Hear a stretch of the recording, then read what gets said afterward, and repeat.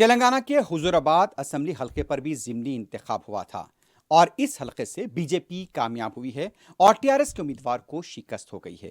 और जिस तरह से बीजेपी को कामयाबी मिली है, ये बताया जा रहा है कि दर हकीकत ये ई राजेंद्र की कामयाबी है। लेकिन इसके साथ साथ टीआरएस के लिए भी ये बात मुहासबे के लिए ज़रूरी है कि आखिर कहाँ पर कोताही हो रही है, जिसकी वजह से उसे दोबाग के ज़िमनी इंतखाब में शिकस्त हुई और अब हुजूराबाद के ज़िमनी इंतखाब में शिकस्त हुई। पेश है एक रिपोर्ट।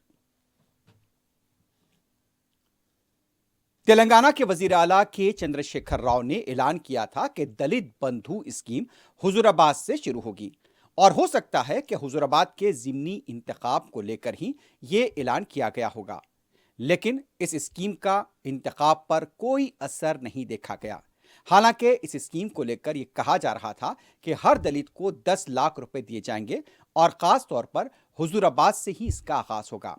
लेकिन अदालत की तरफ से यहां पर जिस तरह से कहा गया है कि पहले इलेक्शन कमीशन की तरफ से यहां पर हुक्म इल्तिवा जारी किया गया कि इंतखाब तक यहां पर इस स्कीम पर अमलावरी नहीं हो सकती। उसके बाद मफाद आमा के तहत एक दरखास्त अदालत में भी गई, लेकिन अदालत ने भी इलेक्शन कमीशन के फैसले को बरकरार रखा। अब देखना है कि हुजूराबाद का इंतखाब हो गया है।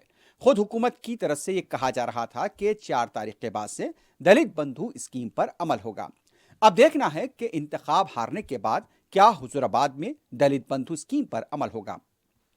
हालांकि इस इंतखाब में टीआरएस से इस्तीफा देकर बाहर आ चुके ई राजेंद्र की तरफ से सख्त मुकाबला किया जा रहा था और टीआरएस पार्टी ने भी इस इंतखाब को अपने विकार का मसला बना लिया था। सफ़े अव्वल के लीडर केटी रामाराव भी यहां पर मुलविस थे और वो भी इंतखाबी मुहिम में हिस्सा ले रहे थे। उसके साथ साथ हरीश राव और रियासती वज़रा की पूरी टीम हुजूराबाद में मसरूफ देखी गई, लेकिन इसके बावजूद भी यहां पर टीआरएस कामयाब नहीं हो पाई है।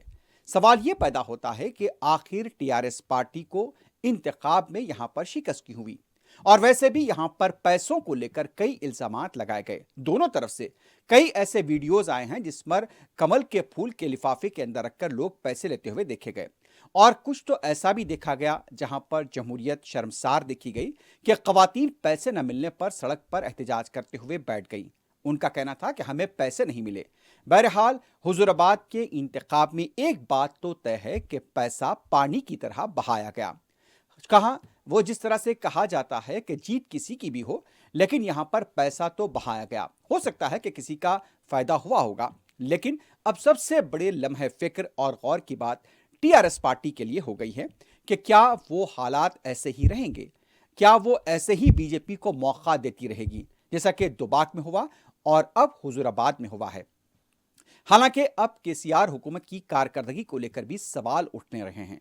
हालिया कुछ सर्वे ऐसे आए हैं जिसमें केसीआर की मकबूलियत सबसे पीछे हो गई है और यह भी बताया गया है कि रियासत के तकरीबन 30% से ज्यादा लोग केसीआर से नाराज हैं।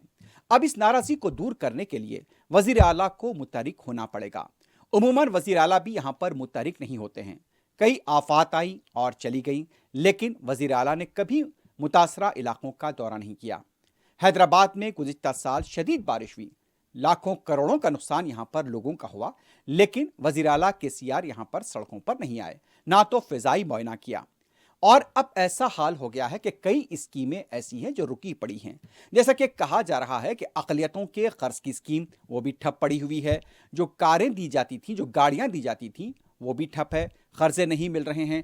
तलबा की स्कॉलरशिप के जो दावे किए गए थे, जो वादे किए गए थे, वो स्कॉलरशिप की रुकमात भी अभी तक अदा नहीं की गई हैं। इससे तलबा को मुश्किलात पेश आ रही हैं।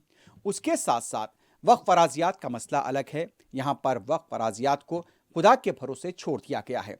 रहने को तो एक महकमा है वक्फ बोर्ड, लेकिन वो वक्फ बोर्ड का महकमा नाकारा और निकम्मा नजर आता है।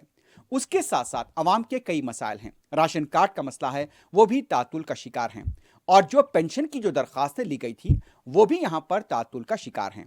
शहर के कई ऐसे इलाके हैं जहाँ पर तरक्याती काम ठप पड़े हुए हैं। इन तमाम बातों पर हुकूमत को तवज्जो देनी चाहिए। हर असम्बली के इजलास में वादे किए जाते हैं, दावे किए जाते हैं कि अवाम के मसाइल हल किए जाएंगे, सड़कों की मरम्मत होगी, सड़कों को यहाँ पर अच्छा बनाया जाएगा, पुलों की तामीर जल्द होगी। लेकिन कई ऐसे मुकामात देखे जा सकते हैं जहाँ पर अभी भी सुस्त रफ्तारी से काम जारी है और रही कसी कसर, अब देखा जा सकता है कि जैसा कि वजीर आला ने कहा कि गांजे के खिलाफ सख्त कार्रवाई होनी चाहिए। शहर की पूरी पुलिस हैदराबाद में इस वक्त गांजे के पीछे पड़ी हुई है, जबकि दूसरे जो मसाइल होते हैं अवाम के, वो ऐसा लगता है कि पसे पुश्त डाल दिए गए हैं।